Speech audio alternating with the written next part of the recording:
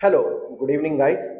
कल हमने देखा था गुड परचेज्ड ऑन क्रेडिट की एंट्री, जहां पे गुड्स अकाउंट को परचेज कैटेगरी में रख के डेबिट किया गया था। मैंने आपको कल बताया था कि इसके बारे में मैं बताऊंगा गुड्स अकाउंट को डेबिट ना करते हुए मैंने परचेज अकाउंट को डेबिट कैटेगराइज्ड क्यों किया।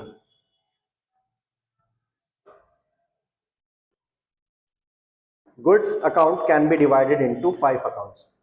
गुड्स अकाउंट जो है वो 5 और अकाउंट्स में कैटेगराइज्ड किया जाता है। उसमें सबसे पहला परचेज अकाउंट। जो यहाँ एंट्री थी वो थी गुड्स परचेज्ड। गुड्स परचेज किया गया तो वो परचेज अकाउंट में कैटेगराइज किया जाएगा। अगर यहाँ पे गुड्स सोल्ड होता तो वो सेल्स अकाउंट में कैटेगराइज किया जाता। परचेज रिटर्न, अब अगर जो मटेरियल मैंने परचेज किया है दुकानदार से या किसी और ट्रेडर से, अगर उसमें से मैं वापस उस दुकानदार को कोई माल वापस कर रहा हूं, मे बी कोई डिफेक्टिव है या मुझे उतनी क्वांटिटी नहीं चाहिए, तो वो परचेज रिटर्न अकाउंट में दिखाया जाएगा। सेल्स रिटर्न, अगर हम कोई आइटम सेल कर रहे हैं अपने खरीदार को, उस खरीदे हुए आइटम में से अगर वो कुछ आइटम हमें वापस करता है तो वो सेल्स रिटर्न अकाउंट में पोस्ट होगा। स्टॉक अकाउंट, कोई भी वो फिनिश्ड प्रोडक्ट जो हमारे पास रखा हुआ है या अकाउंट्स बुक क्लोजिंग में रह गया है या फिर नए अकाउंट्स को स्टार्ट करने के टाइम पे हमारे पास अवेलेबल है, वो स्टॉक अकाउंट में कैटेगराइज्ड किया जाएगा। उसको फर्दरली दो पार्ट में डाल सकते हैं स्टॉक अकाउंट को, क्लोजिंग स्टॉक अकाउंट और opening stock account.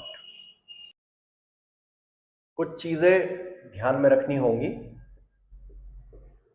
Any assets bought for business would not be categorized as purchase account। कोई भी एसेट जो बिजनेस के ऑन पर्पस के लिए खरीदी गई है वो कभी भी परचेज अकाउंट में कैटेगराइज नहीं होगी। इसके सीधे सीधे एग्जांपल कुछ बता देता हूं, जैसे कि ऑफिस फर्नीचर खरीदा, वो ऑफिस के ऑन यूज के लिए है, वहां पे एम्प्लॉयज बैठेंगे, वो उनके यूज के लिए है, तो वो ऑफिस फर्नीचर एसेट है ऑफिस की, बिजनेस की, वो कभी भी परचेज अकाउंट में कैटेगराइज नहीं होगी। मशीनरी है, मशीनरी किस लिए खरीदी जाती है? ताकि रॉ मटेरियल को फिनिश्ड प्रोडक्ट्स में कन्वर्ट किया जा सके। वो कभी भी गुड्स अकाउंट में कैटेगराइज्ड, परचेज अकाउंट में कैटेगराइज्ड नहीं होगी। एनी व्हीकल फॉर बिजनेस, जैसे बिजनेस में कार खरीदी जाती हैं, बसेस खरीदी जाती हैं एम्प्लॉयज के ट्रांसपोर्ट के लिए या फिर ऑनर के ऑन यूज के लिए, वो व्हीकल्स, कार बसेस जो भी हैं वो भी एसेट्स में कैटेगराइज्ड होंगी, ना कि परचेज अकाउंट में। Land and building etcetera, land and building जो भी बिजनेस पर्पस के लिए खरीदी जाती हैं वो भी एसेट अकाउंट में जाएगी, ना कि परचेज अकाउंट में। परचेज अकाउंट में कौन सी एंट्रीज होंगी उसका भी एक एग्जांपल दे देता हूं।